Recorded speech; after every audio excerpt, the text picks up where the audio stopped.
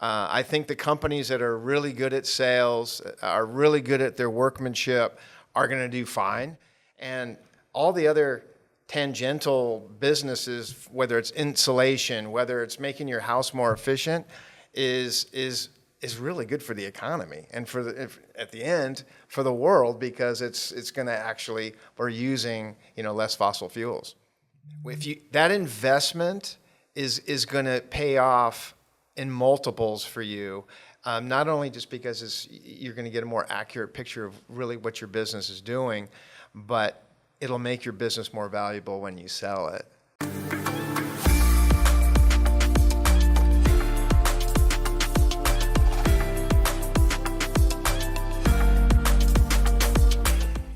So Kris, what is your take on the solar market as a whole right now? And what do you think businesses are going to need to do to be successful and remain competitive in this environment? Well, I'll just start with what's happened here in California. And like so many people, there was a race to beat that spring deadline, which it was in April.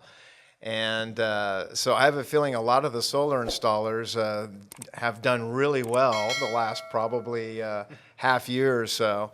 And after that's happened, as they go through that pipeline, the numbers are, to get people to sign up for a program when you have to sign up and get the battery. So the battery is going to it's going to add another $15,000, $20,000 because we just went through it. Now, I think some solar companies are going to do fine because they happen to be in markets that are people can afford that extra $20,000. And let's face it, with EVs coming on, that's another makes it a little bit easier to pull the trigger if you're going to get an EV anyway. That's going to act as your battery, or maybe it will at some point. So across the country, I think the same thing, and is these changes of what you get from selling your energy back to the utility is going to be less of an incentive. And I think some people are like, well, maybe we don't need to spend that $20,000 or $30,000. So in my mind, there's going to be more competition. I think the companies that are really good at sales, are really good at their workmanship, are going to do fine. And they're going to be in a position to possibly buy off some of these other companies that maybe are struggling because their strength wasn't sales or they weren't as strong of a company. So at the end, we have in this country close to 10,000 installers that I know of. And I think there's going to be, and this happens in every industry, by the way, is eventually the more efficient companies are going to start buying the smaller ones or less efficient ones. And then you start getting the big investors. You get the big boys, and when I say that, the big private equity companies, the companies you are publicly traded, that's when they come in. So it really is the big fish eating the little fish, and it's healthy. It's part of what happens in nature and in business. Right. I mean, I know this is something that we've seen a lot in other industries, right? Once an industry reaches a certain level of maturity, you tend to see this consolidation where maybe smaller fragmented players that had a little bit of maybe some competitive advantage or some little intellectual property, but eventually they get rolled up into larger entities. We haven't really seen that in solar. Like I said, 10,000 individual solar businesses. Why do you think that solar has remained so fragmented for so long? Well, I've worked with a lot of construction companies, and it's kind of the same thing. Is construction is very localized. In other businesses, you can scale it because you don't need your people in the field to be within an hour drive of where you're doing your work. So that's a big part of it. So to me, the master scalers that are these usually large investors, they usually find a way. And it's been a challenge with solar because so much of it is it's much easier to sell to somebody that lives in your county or even your town versus having to go out of town. There's so much trust involved because it is such a big sales ticket. I tip my cap to all the sales guys out there who have to go out and convince a homeowner that to spend $30,000, $40,000, $50,000 and it's going to be on your house for 20 years. That's a longer decision than buying a car. So it's such a big part of this industry, and I think that's the part the big guys will eventually work out, and that's kind of what we're here for. I've gotten excited about this industry. For one, I'm a consumer. I'm excited about going electric for sure. At the same time, I'm seeing the same thing in HVAC, in electrical firms, electricians, roofing companies, flooring companies, all these companies that are where you design and then you install are kind of the same. And so construction has been kind of slow to the opportunities are incredible, even though construction or service type of businesses like that are close to 20% of our economy. I mean, it's a big deal when we have people doing these installs because it's employing a lot of people, and all the other tangential businesses, whether it's insulation, whether it's making your house more efficient, is really good for the economy and at the end for the world, because it's going to actually, we're using less fossil fuels. Yeah, no, it's been exciting too. I mean, there's so many questions that come to mind based on what you just said there, and you're right. It has been a very, very exciting last decade, really, in solar in particular. Now, you touched on the fact that the solar business model, if you're talking about the solar contractor, the solar installer, is very similar to other home services or home improvement businesses, whether it be flooring, remodeling, Absolutely. that Yep. sort of thing.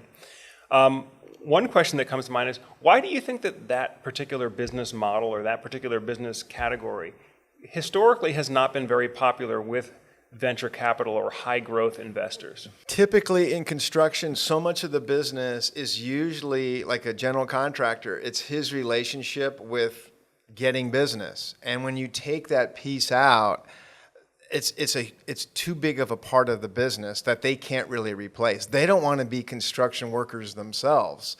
They want people. So in a lot of these construction deals, it's usually tied in that the owner's going to stay on for a term.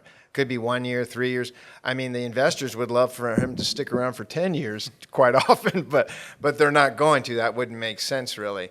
So that's the main reason is unfortunately, small businesses, the owners are too involved. And that's the advice I usually give. And I have some videos like you that talk about this, where I bring on guests and talk about what you can do to make your business more valuable, but I'll tell you what it is. Try to make yourself redundant. I mean, try to get other people in your operation to really take over your role as much as possible. And that's hard for business owners. Yeah. Business owners, that's why they're in business. They like to be in control. But the more you can really empower your number 2 people, your number 3 person, you want to have them going out doing the sales. You want to start handing off the baton so you can go to your favorite vacation place and the business is still going to do well. That's really attractive to a buyer, and it's going to make your business more valuable at the end. Just a quick word from our sponsor, Savant Power, and the Savant Energy Management System. If you're considering an investment in a solar plus storage system, then you're going to want to have maximum visibility and control of how much energy you're harvesting, how much energy you're storing, and how that energy is being distributed within the home. The new Savant Power system allows you to dynamically control which circuits are on and which circuits are off, depending on battery state of charge, allowing you to extend your battery running time during a blackout. The system also includes an integrated electric vehicle charger, allowing you to charge directly from solar or from the grid, or a combination of both. So if you'd like to learn more information, you can visit the Savant Power website or click the link in the description below so that you can get in touch with an installer right away. First off, again, where our sort of connection started was we were talking about why many businesses are going to be failing in the current environment. And we talked about things like rising interest rates, rising financing fees. But another thing we talked about is the fact that many solar businesses don't have sound accounting practices.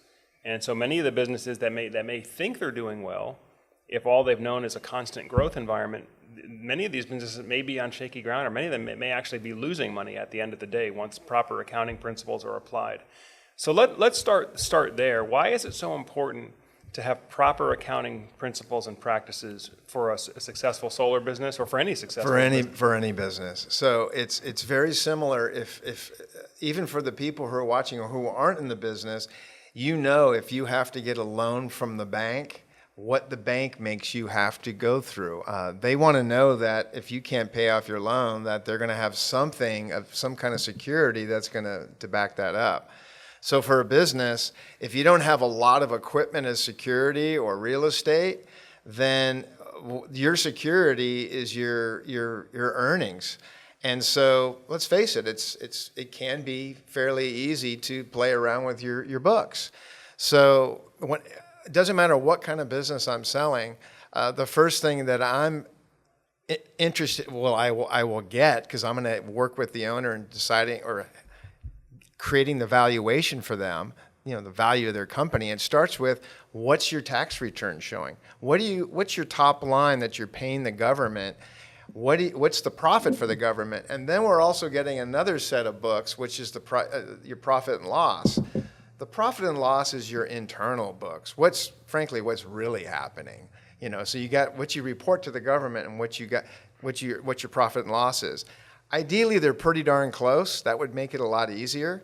So, it's smaller businesses usually are using fairly commoditized CPAs, and that's fine. But at a certain point, when you need to actually borrow money, you need higher level everything. Everything's going to be scrutinized more. So I tell them, get your books clean. It might take a year to get this done. It might take $20,000 or $30,000. Nobody likes to hear that, but having clean books is going to give you a really accurate sense of what your business is really doing, and pull no punches. I mean, if I go to the doctor, I don't want him to pull punches and say, well, it'd be nice if your blood pressure was lower, but you're really going to probably die next year. You don't want that to happen. You want to be told the truth, because then you can actually take action now and hopefully get your health back together. It's the same for a business. It's a very good parallel, actually. Yeah. Well, I know that, and that's probably something that a lot of entrepreneurs struggle with. Most solar businesses, we were just talking about this earlier, most solar businesses are small, family-owned, starts out a couple guys in a pickup truck, usually, some tools. Yeah. And they start a solar company. They start doing solar jobs, and then they kind of grow from there.